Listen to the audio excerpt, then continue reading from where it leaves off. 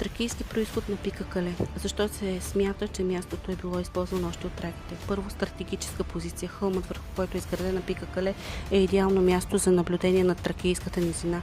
Такива места траките често са избирали за укрепени селища, така наречени хисари, светилища, убежища при нападение. Второ, името пика възможно е да идва от стара тракийска дума или географско название, което по-късно е адаптирано в турската форма като пика, острие, връх. Траките често дават имена, свързани с формата на хълма или местността. Трето, аналогии с други тракийски крепости. В Родопите и околността са открити много тракийски крепости от първото хилядолетие преди Христа, изградени с сух зид без хоросан, като Перперикон, Белинтаж, Устра и Цепина. Четвърто, липса на официални разкопки. За пика Кале няма публикувани археологически проучвания, което означава, че все още може да крие тракийски пластове под по-късните зидове или останки. От 10 до 1 век преди Христа тракийско укрепено селище или светилище. От 1 до 5 век след Христа е римско-византийски наблюдателен пункт. От 7 до 13 век българо-византийска крепост и от 14 до 18 век османска стража. Възвишение с естествено стратегическо значение. Значение за бяга и региона. Това място има местна културна стойност като символ на древността на селището. Разстояние между Хисара и Стара река.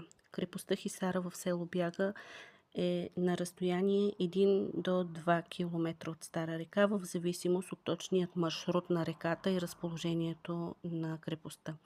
Това разстояние подчертава стратегическата близост на крепостта до важен воден източник, който е бил от съществено значение както за ежедневието на жителите, така и за отбраната.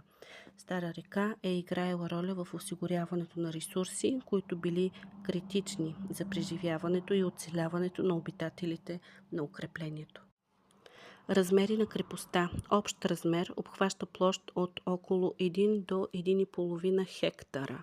Стени и порти. Стените са били изградени от големи каменни блокове и в някои части вероятно са имали височина до 8-10 метра. Главните стени са били укрепени с втори стени и кулови структури. Кулите в района на крепостта имат останки на кулови структури, които са разположени на стратегически точки на стените, за да наблюдават околността.